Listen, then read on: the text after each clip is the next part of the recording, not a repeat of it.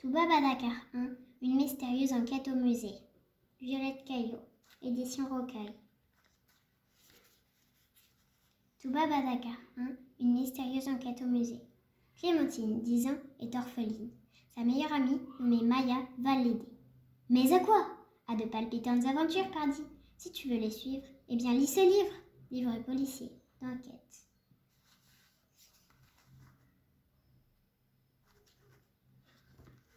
Personnage, héroïne de l'histoire, Clémentine, 10 ans. Amie de Clémentine, Maya, 10 ans. Chat, Lexi. Maman de Maya, Maria, 39 ans. Papa de Maya, Karim, 40 ans. Chatte des voisins, Niki. Voisine, Toubab comme moi, Éléonore, 39 ans. Petite voisine, Lali, 5 ans. Méchant ou méchante, on ne sait pas son nom. Toubab à Dakar 1, une mystérieuse enquête au musée. Coucou, je m'appelle Clémentine et j'ai 10 ans. Je suis orpheline. Les parents de ma meilleure amie ont décidé de m'adopter. Alors je vis chez elle. C'est comme ma demi-sœur. Le plus important, c'est que je ne suis pas une enfant ordinaire. Je suis détective espionne. Avec mes 2 meilleures amies, on cherche, on enquête, etc. Je dors dans un lit superposé avec Maya, ma meilleure amie, et je vais vous présenter mon autre amie plus tard. Bon, c'est pas tout, mais je vais aller prendre mon petit déjeuner. Maya vit dans un appartement de 5 étages et elle habite au 3e. Il y a un ascenseur et Lali, la petite voisine, adore le prendre. Tranquillement, elles s'asseyirent et prirent leur petit déjeuner. Karim alluma la radio et on entendit « Bonjour, l'émeraude la plus précieuse du monde a été volée dans le grand musée d'Afrique à Dakar. Ne vous en faites pas, la police entièrement moi-même. » Puis, il éteint la radio. Moi et Maya, nous nous sommes regardés droit dans les yeux. Et on est parti chercher Lali. Je ne le précise pas dans l'histoire, mais Lali, c'est l'autre meilleure amie. On fait un peu d'un pas, on est arrivé. Nous sonnons à la porte de chez Lali. Nous la voyons courir à toute vitesse dans notre direction. Puis, elle claque à la porte derrière elle. On lui demanda pourquoi elle courait. Lali nous a alors dit que sa mère lui avait demandé de ne pas sortir. Alors vite, on décida de prendre l'ascenseur.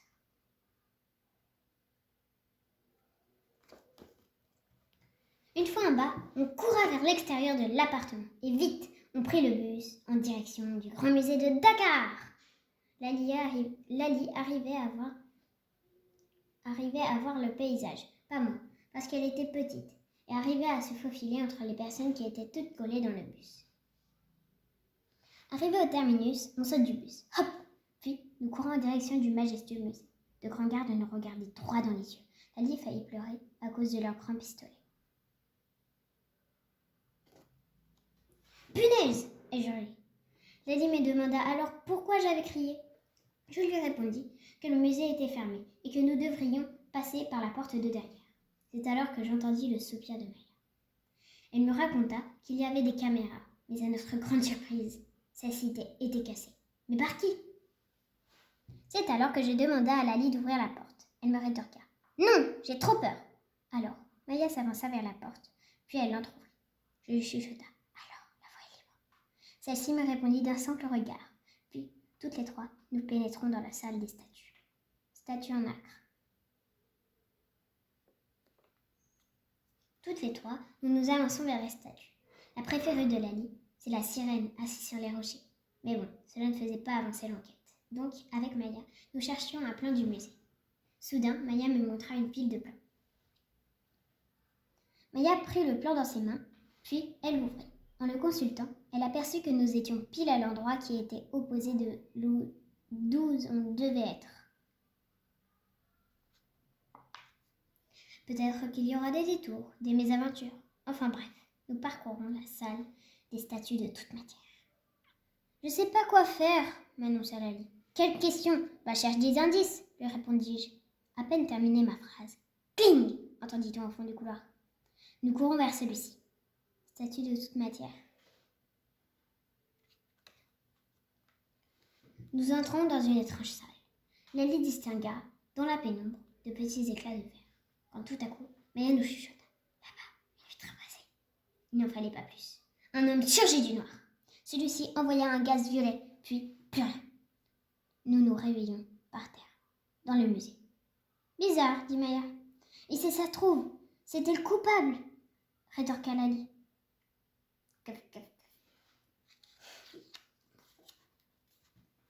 Mais à notre grande surprise, cet homme n'était pas très discret. Avec Lali et Maya, nous avons déduit que c'était un homme, et c'est lui le plus suspect, donc c'est le coupable.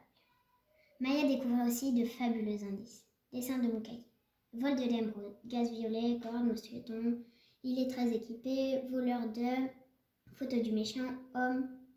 Il a sans doute une ou un complice. Ces indices seront très utiles. Une feuille de séquoia et des fragments de verre, dit Maya. Mais voyons Maya, sur ce morceau, il y a une petite tache de sang, rétorqua Lali. En effet, Lali avait raison. Sur cet éclat, il y avait une tache.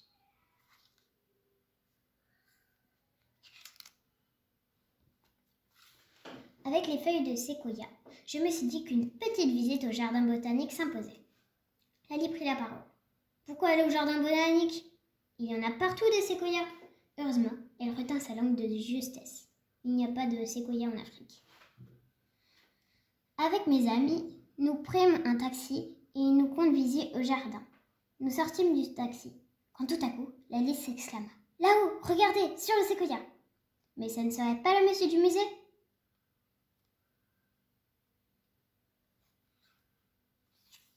Celui-ci nous vit en bas du séquoia. Puis, il se mit à grimper de plus en plus vite. Maintenant, plus de doute, nous l'avons retrouvé. C'est alors qu'une course-poursuite sur les toits s'engagea. Tout à coup, nous ne le vîmes plus. Je m'exclama. Oh non, nous sommes en direction de l'aéroport. Nous ne pourrons plus le rattraper. Mais si, notre père est policier. Nous pouvons l'appeler et lui dire d'y aller, dit Maya. Ok, dit Lali. Allô, papa, dit Maya. Coucou, ma belle, que veux-tu, dit Karim. Eh bien, il se peut que nous soyons en train de coincer le voleur d'émeraude et qu'il a disparu et que le pire, c'est qu'on est en direction de l'aéroport. Donc, tu vas me demander d'envoyer le camion de patrouille là-bas. Oui, hurla Maya. Aussitôt, dit aussitôt fait. Karim attendit le voleur. Quand d'un coup, quelqu'un d'assez suspect accourut. Karim lui dit « Bonjour, votre carte d'identité, s'il vous plaît. Je n'ai pas. » Puis il s'enfuit à toute jambe. « Eh oh, monsieur, revenez !» cria Karim. Mais nous étions là, et on l'a pris par surprise dans un filet. Bingo! Car oui, c'était bien notre voleur. Notre père l'amena à la prison de Rebus. C'est à côté de la Grande Mosquée, je crois. Cet homme, on le surnomme Masque de Fer, car on ne connaît pas son nom, ni son prénom, ni sa naissance. En gros, on ne saura jamais qui c'est vraiment. L'astérix, là, c'est la prison de Dakar. Fin.